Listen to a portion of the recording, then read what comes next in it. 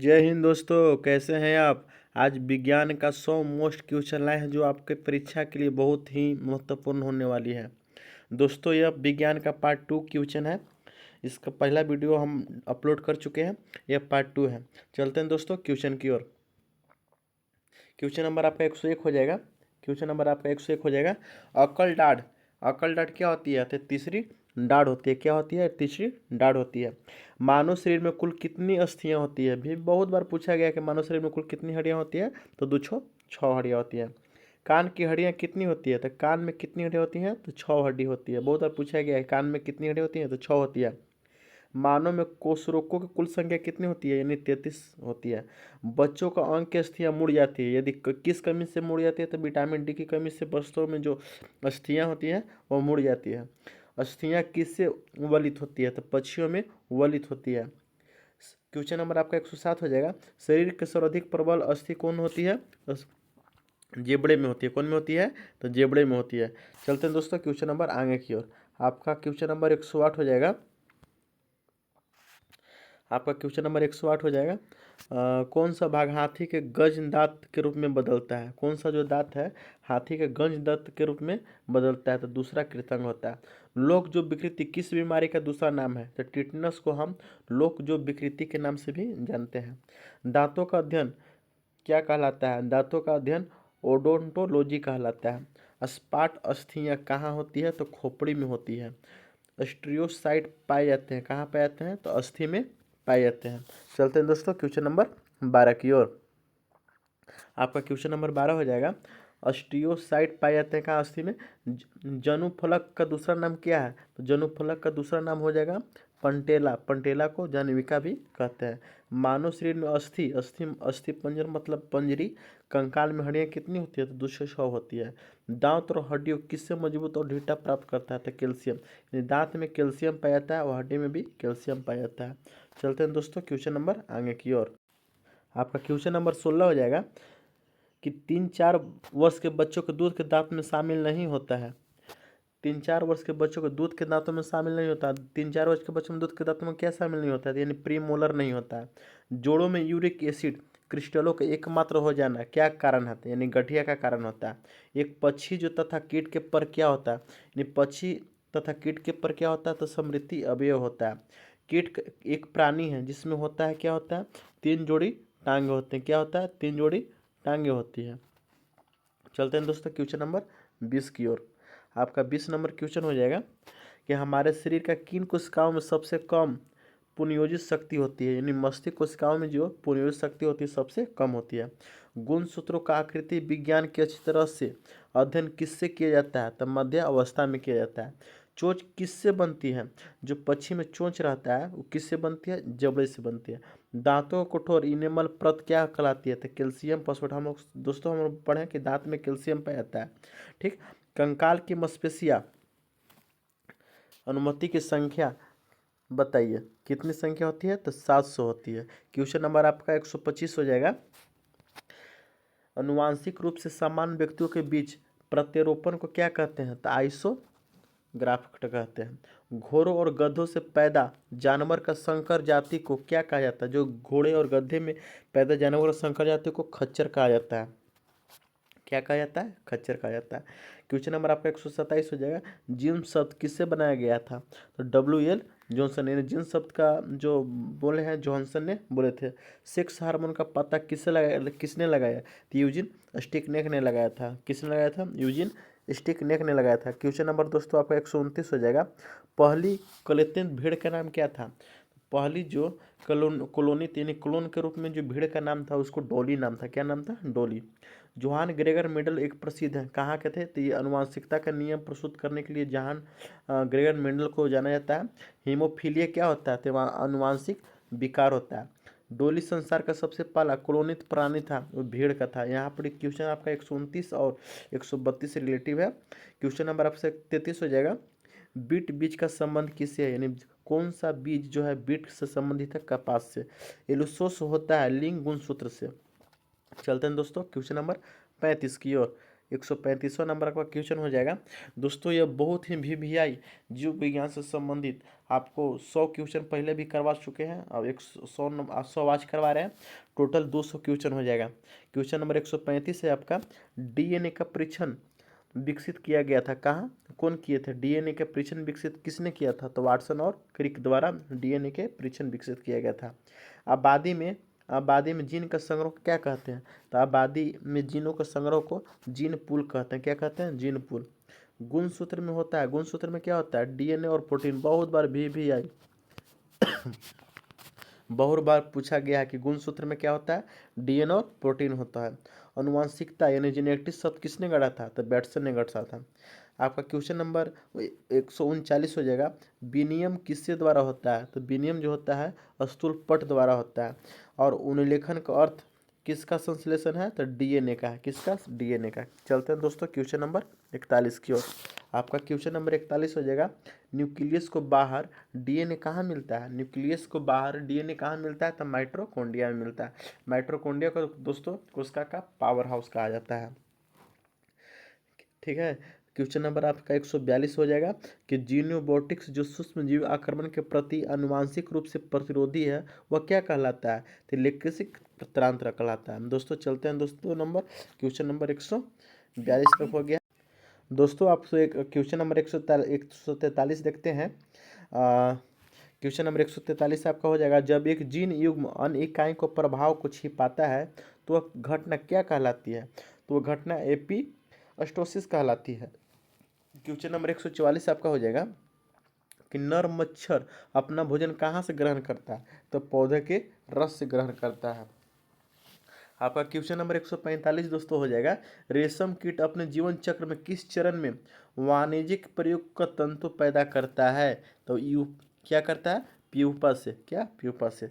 स्वादन से आशय आशय किससे है? तो स्वाद से।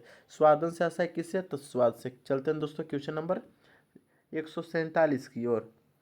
आपका क्वेश्चन नंबर 147 हो जाएगा कि सामान्य प्रयोग में आने वाले मसाला लौंग कहाँ से प्राप्त होता है? तो फूल की कली से।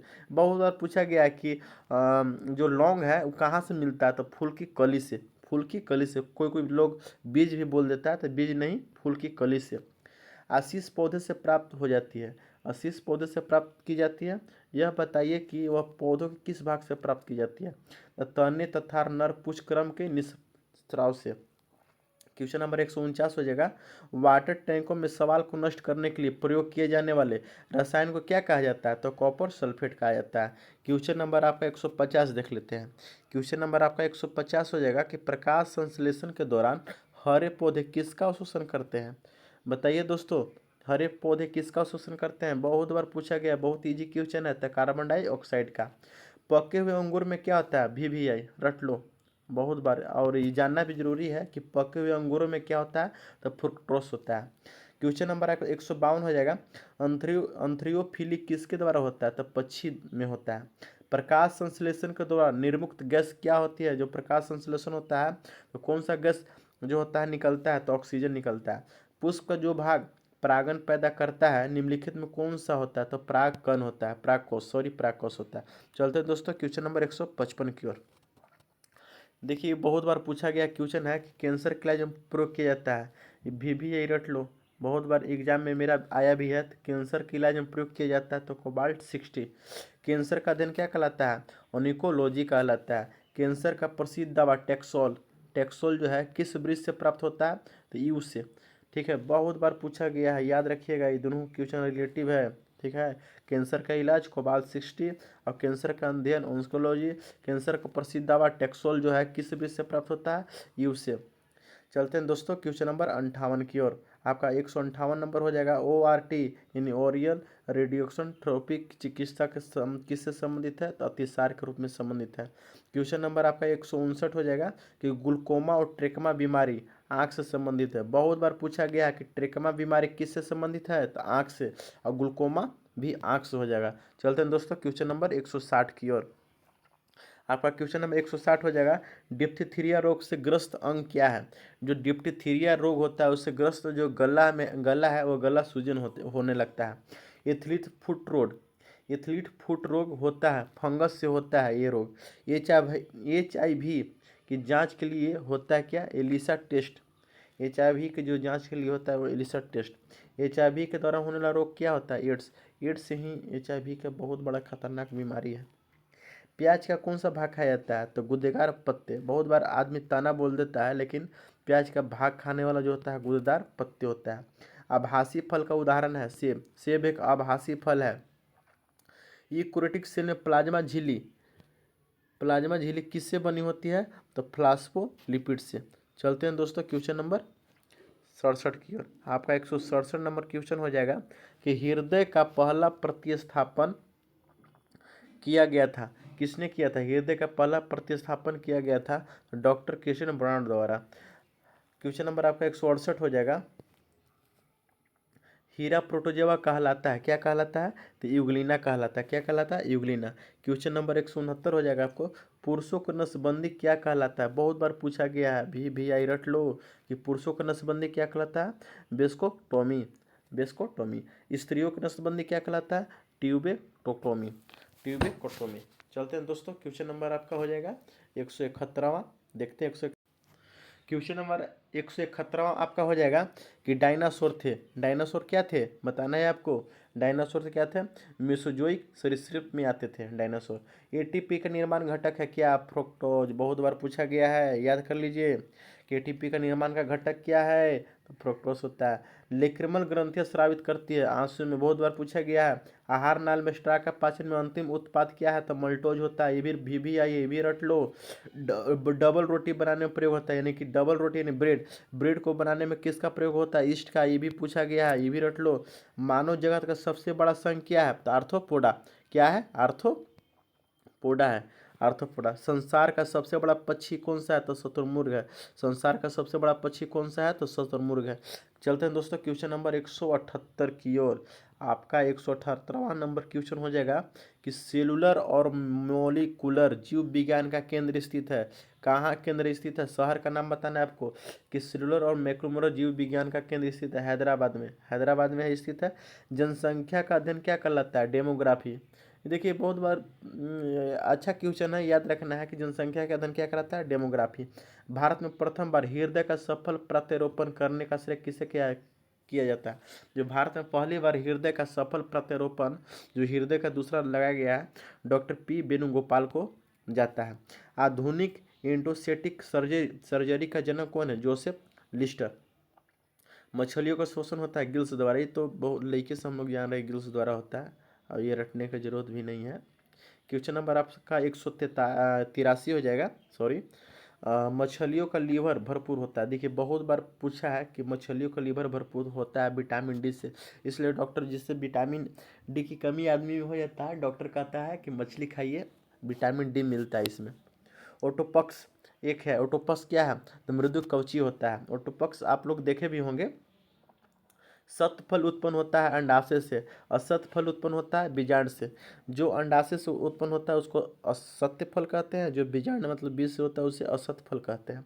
एंटीबायोटिक्स नष्ट करते हैं बैक्टीरिया को, एंटीबायोटिक नष्ट कर देते हैं। मस्तिष्क का सबसे बड़ा भाग सेरेब्रम है।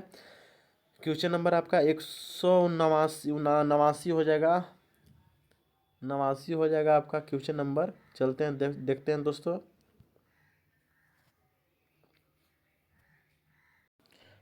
आपका क्वेश्चन नंबर 89 हो जाएगा। अल्जाइमर।